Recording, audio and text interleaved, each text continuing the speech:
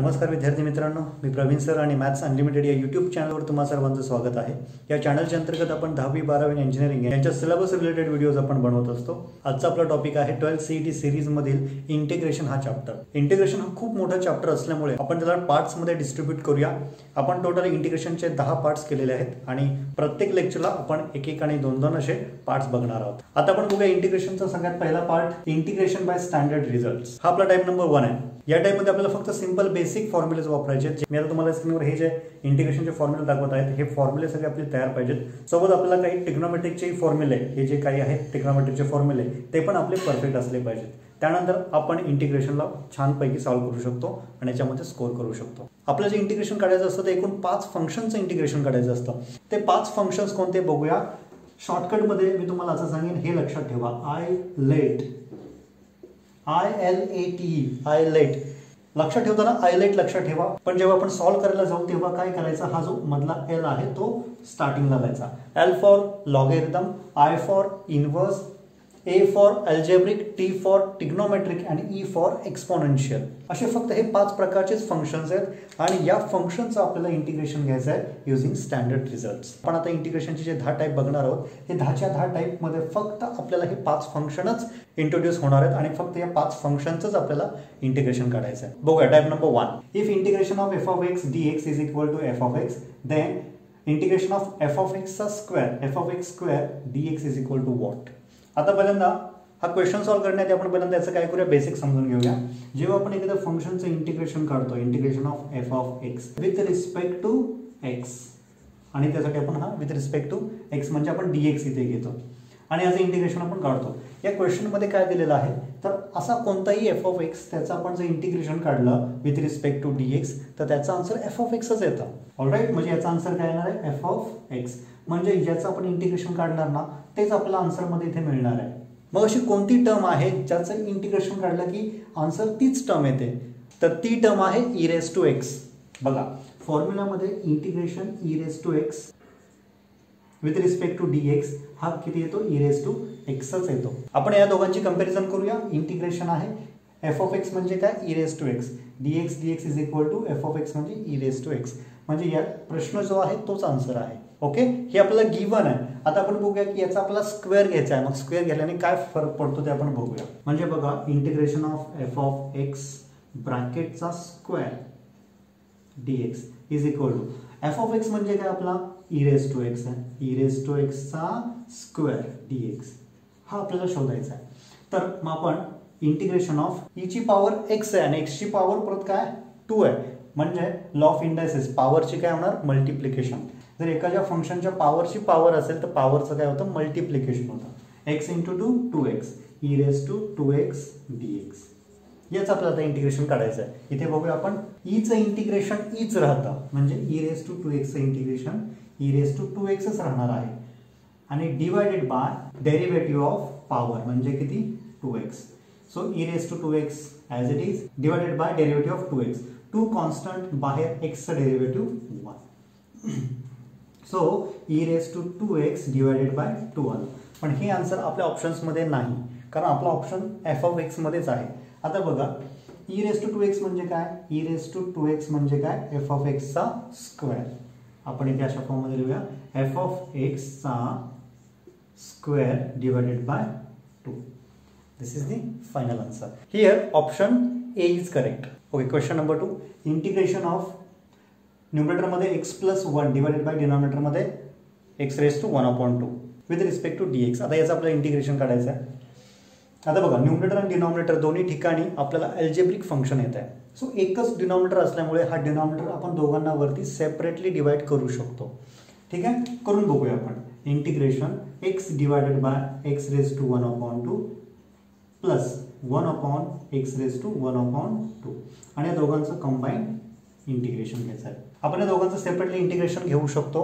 आधी आपण याला सिम्प्लिफाय करूया। इथे x ची टर्म जी डिनॉमिनेटर मध्ये आहे त्याला आपण न्यूमरेटर मध्ये घेऊया। Integration x into x raised to -1/2। डिनॉमिनेटरची टर्म जर न्यूमरेटर मध्ये गेली तर ती काय करते, तिच्या पॉवरची साइन चेंज करते।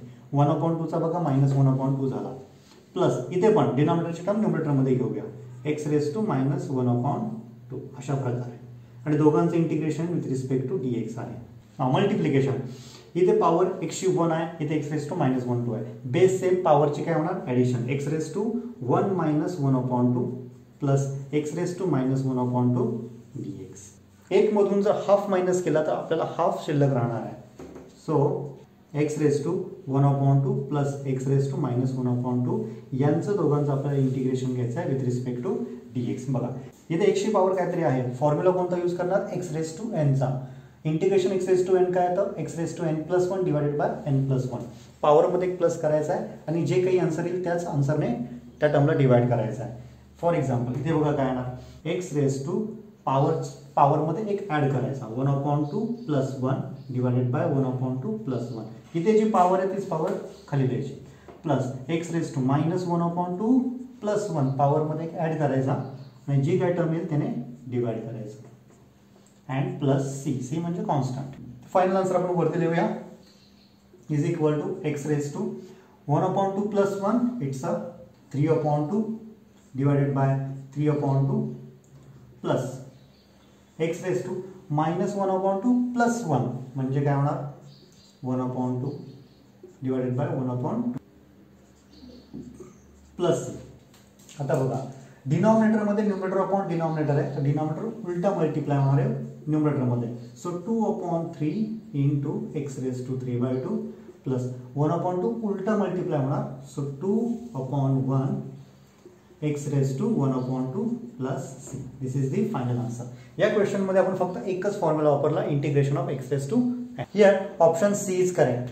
Now question number 3, integration of e raise to power x into log a into e raise to x with respect to dx. याचं इंटिग्रेशन आपल्याला काढायचं आहे. ऑलराईट, इथे पण e आहे, इथे पण e आहे, म्हणजे हा कोणत्या टाईपचं फंक्शन आहे, हे फंक्शन आहे एक्सपोनेन्शियल फंक्शन, कारण याच्यामध्ये e आहे. तर आता प्रॉब्लेम सॉल्व्ह करत असताना पहिल्यांदा लक्ष द्यायचं लॉगकडे.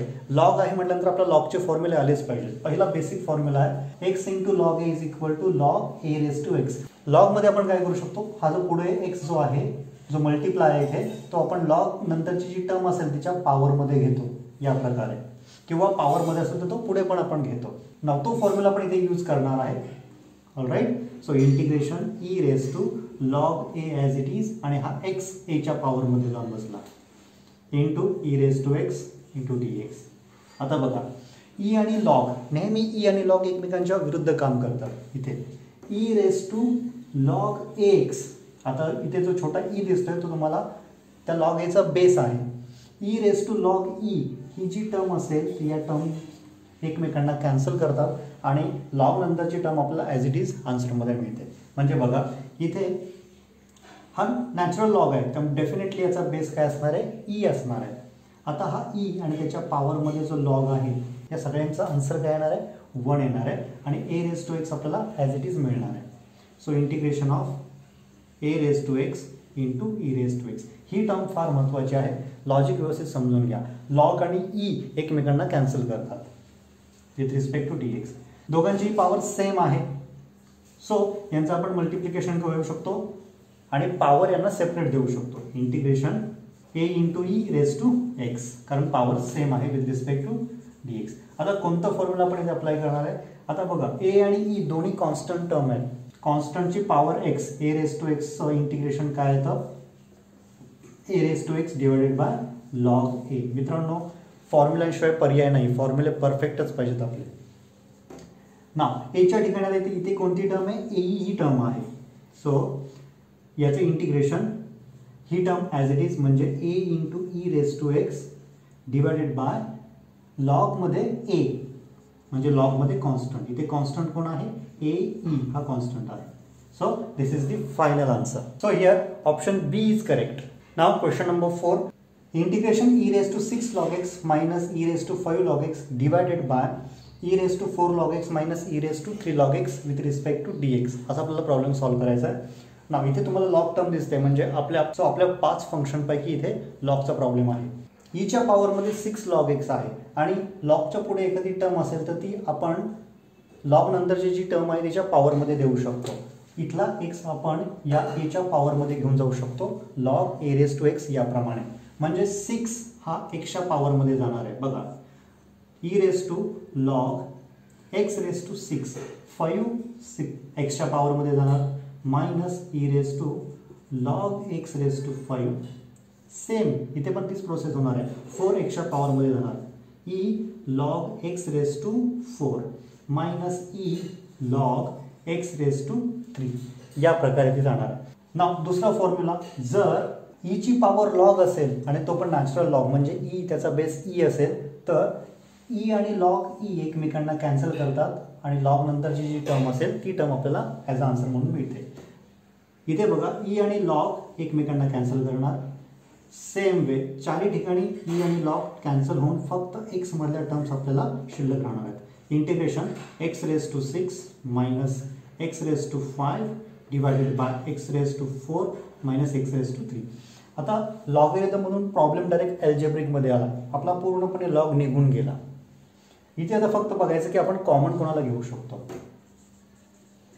दोन्ही ठिकाणी न्यूमरेटरमध्ये मॅक्झिमम कॉमन कोण घेऊ शकतो एक्स रेज टू 5 कॉमन म्हणजे डिवाइड करायचा x raise to 6 divide by x raise to 5 फक्त एकने पॉवर जास्त आहे त्यामुळे फक्त एक्सची सिंगल पॉवर इथे शिल्लक राहणार minus x raise to 5 common त्याच्यामुळे फक्त 1 राहणार divided by maximum common x raise to 3 इथे पण एक्स मायनस 1 राहिला x minus 1 cancel.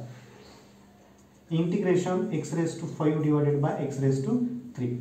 Law of indices. So आपण याला x raised to 5 minus 3 पण लिहू शकतो with respect to dx.